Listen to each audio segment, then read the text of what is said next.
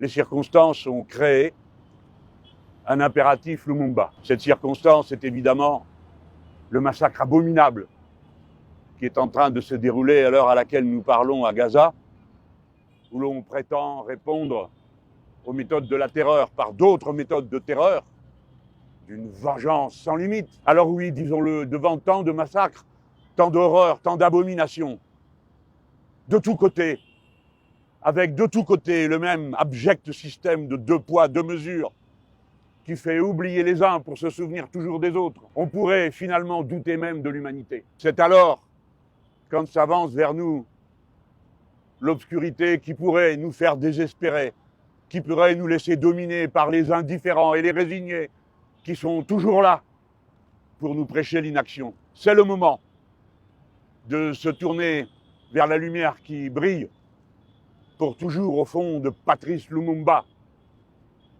comme le peuple congolais, après tant d'années. Et alors même qu'on aurait pu penser que le souvenir de Patrice Lumumba serait moins vif, se sont rassemblés par milliers au retour de ses restes. Patrice Lumumba, nous voulons t'accueillir dans le panthéon des femmes et des hommes qui sont les héros de la condition humaine en tout lieu, sous toutes les latitudes, face à toutes les différences qui peuvent distinguer les êtres humains.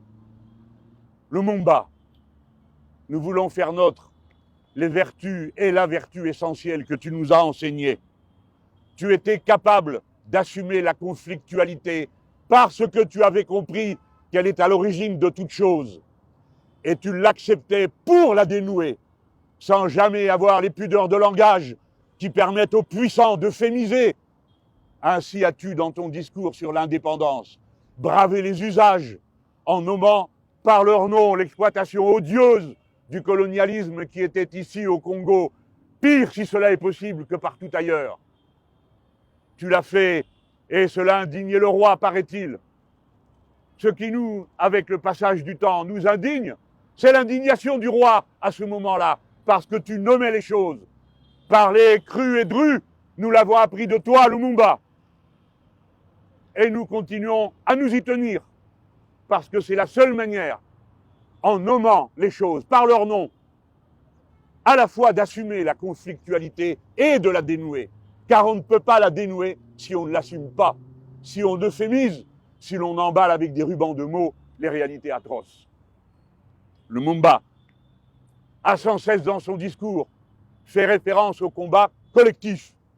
Il n'a cessé de dire que la victoire avait été payée du prix de la lutte et qu'elle était une victoire collective.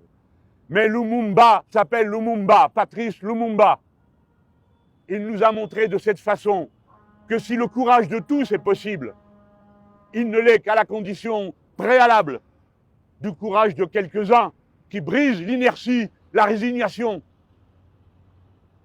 Et le courage de quelques-uns commence toujours par le courage singulier de la première goutte qui coule, de la première femme, du premier homme qui s'avance et dans l'obscurité de la résignation allume la lumière du combat. Et c'est en le faisant qu'il prend pour lui-même tous les risques. Lumumba a été assassiné et en même temps que sa mémoire vit en nous, vit dans l'histoire longue et dans sa trame les causes, les raisons, les mobiles de son assassinat. C'est-à-dire la cupidité absolue des occupants qui ne se résignent jamais au fait qu'on leur tienne tête. Voilà de quoi est mort Patrice Lumumba, par l'entremise de bas agents qui l'ont assassiné au nom de la civilisation, du bien contre le mal, qui l'ont découpé en morceaux au nom des mêmes grands mots et pour finir dissous dans l'acide. Voilà ce que vaut la civilisation de ceux qui ont commis le crime. Voilà ce que valent en réalité les valeurs dont ils ne cessent de se décorer.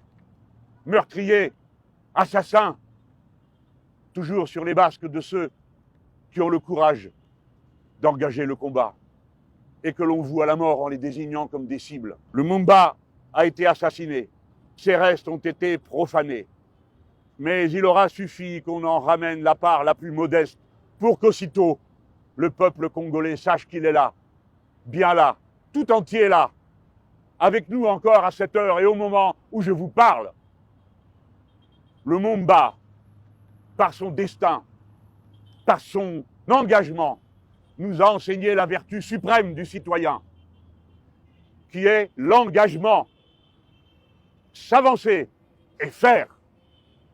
Ne jamais accepter que les choses aillent d'elles-mêmes. L'histoire contient toujours et à toutes les époques le même absurde mélange du meilleur et du pire.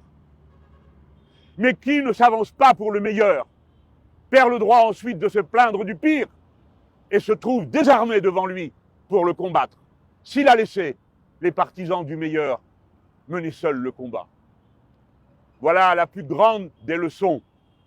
Voici celle qu'il nous faut enseigner, comme il nous l'a demandé en commençant son discours le jour de l'indépendance, où il nous a demandé d'enseigner la gloire du combat pour la liberté qu'il avait mené, et il nous avait demandé de le faire à nos enfants et à nos petits-enfants. C'est cette tâche que j'accomplis pour les Français, pour les insoumis devant vous. Je voudrais enseigner la vertu de Lumumba, l'engagement. Jeunes gens qui m'écoutez, c'est votre tâche et votre devoir de faire le choix de vous engager pour le bien de votre pays, mais pour la communauté dont vous faites partie, laquelle? Le peuple humain, à l'heure où les plus grands dangers s'accumulent pour lui. Jeunes gens, imitez l'audace de Patrice Lumumba, avec vos mots, avec vos méthodes, avec vos chants, avec vos dessins, avec vos bulletins de vote. Soyez au sens le plus élevé des lumumbistes, c'est-à-dire des gens qui n'ont peur de rien, sitôt qu'il s'agit de l'absolu auquel ils décident de vouer leur liberté. La liberté, la liberté. Merci Patrice Lumumba de nous avoir ouvert ce chemin.